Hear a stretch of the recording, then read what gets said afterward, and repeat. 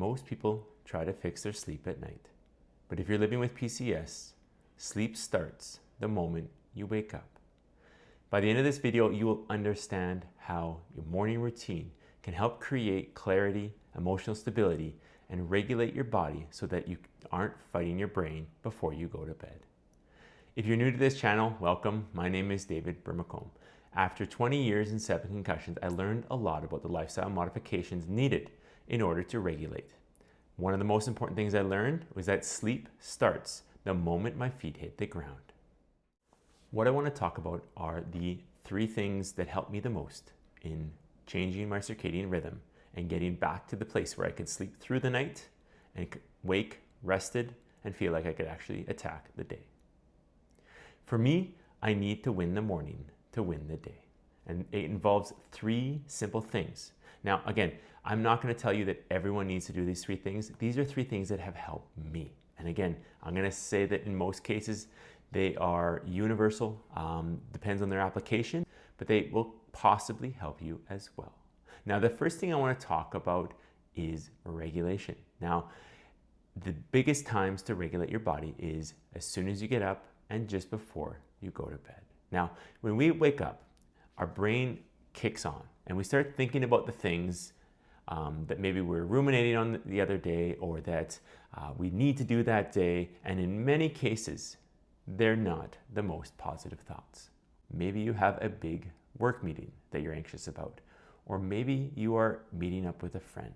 Whatever the case may be, your mind shifts on that moment you wake up. Now, how do we help determine that those thoughts are positive, that those thoughts are moving us in the right direction?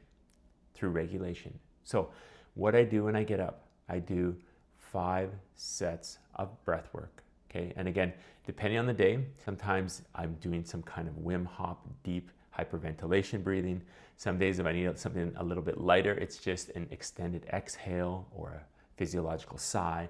Whatever the case may be, I'm telling my body it is safe. We are okay and we're ready to start the day. The second thing that I have found to be incredibly helpful in my circadian rhythm realignment is gratitude. Okay. Now, again, I'm sure you've heard the virtues of being grateful, but it starts simple. Start with the basics. Now, I started with a sticky on a mirror that I knew I was going to walk past throughout the day. Now, that one point of gratitude could be something simple. You're grateful for another day. You're grateful for something that someone said the day prior, or you're grateful for the opportunity to improve and be a better person today. Whatever the case, you're going to put it on that sticky.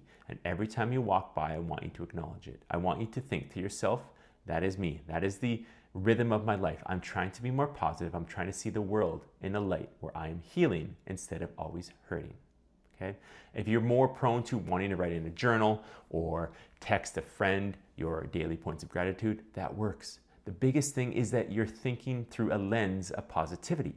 You're thinking through a lens that you are being grateful even in spite of the fact that maybe you are in the turmoils of PCS, you're in the absolute valley of despair. But there has to be something that we can find as a win, because those small wins stack up and eventually become victories. And the third thing I want to talk about that was impactful in my realignment of my circadian rhythm was and is, to this day, movement. I love to move. I am a kinesthetic body. I am a mover by nature. So things like exercise and running, biking, playing tennis were next to impossible during my PCS recovery. But what I could do is I could move.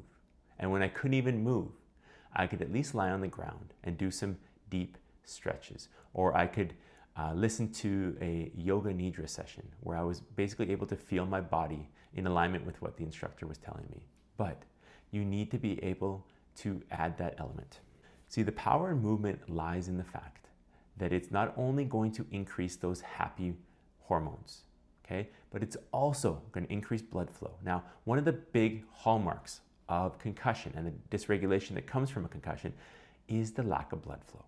So if we're able to move, and again, if it's only for 2 minutes, that's better than nothing. Okay, up and down the stairs, fantastic. But that's actually going to allow the blood flow throughout your body.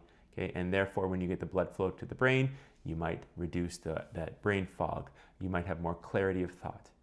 But, okay, you're starting where I'm going to meet you where you are. And if it's 2 minutes, it's 2 minutes. Maybe it's 3 minutes next week. Small steps. Okay, let's start small and scale big later. Some other ways that your circadian rhythm can be reinforced is through midday sun. One of the best things you can do, if you're able to go out at lunch and go for a walk, fantastic. Let's say the weather is crummy, you're stuck in an office building, you're stuck at home, whatever the case may be, by even looking out in nature, it has that same way to downregulate your body. It has a way to calm your nervous system, okay? And it has a way to tell your system that, yes, we are at midday, okay? And your body has an understanding that sleep will be coming, but you're setting your body up. You're giving it that necessary pacing so it understands where you are. The other way to impact your sleep positively is through a downshift at night, okay? I'm sure we've all heard that blue light at night makes it hard to sleep. But here is a simple way to think about how to set up your nighttime routine, okay? The first thing is 3. Try not to eat 3 hours before bed. Your body takes time to digest the food. And if it's digesting the food while you're trying to lay down, okay, it is hard for your body to settle. 2 hours before bed. Try not to do any stimulating work 2 hours before bed. Now, they say it takes an hour and a half for your body to fully downregulate. Let's say you were in a meeting or you were writing an essay for a class. Okay? If you are writing that essay and trying to go right into sleep, your brain is highly sensitized. It is now in that sympathetic state. In order to drop it down into sleep is going to take time. Therefore, that initial phase of your sleep is going to be compromised. And lastly, an hour before bed, think about dropping the lights. Okay, I typically turn off any lights that aren't necessary. I will have a couple very calming lights, warm colors, not cool, bright colors, and they'll just be around just so I can see my way around the house.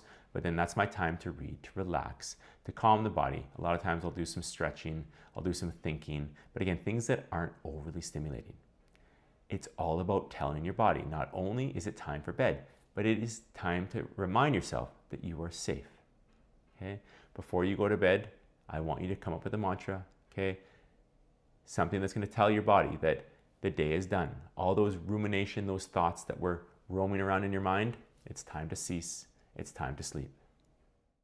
I want you to think 2 weeks from now. How would it feel if you were to wake up? You were to wake up and that anxiety would be gone. You were to wake up and that fatigue, that brain fog would be all gone. Now let me tell you this. It doesn't start the second before you go to sleep. It starts the second you get up. So think about what you need to add to your morning routine in order for this to happen. Start small. Add one thing a week. How does it feel? Do you feel better? Is your sleep quality better? Okay. You can even think of this as a small test. Every week, layer up. And again, if something isn't really adding any value, you might not need it. But if you feel intense value from what you're doing, again, if adding gratitude in the morning makes you sleep better at night, that is a win. A small thing that can have a big impact on your well-being. So I would add that. It all starts with one simple win. By winning the morning, you regulate your rhythm. You then restore your nervous system functioning and therefore create a life that you would only ever dreamed of. If you enjoyed this video, you'll probably also like the video I'm going to put up above here about my ultimate morning routine. Okay? I hope you enjoy this. Thank you for listening to the end and have yourself a great day.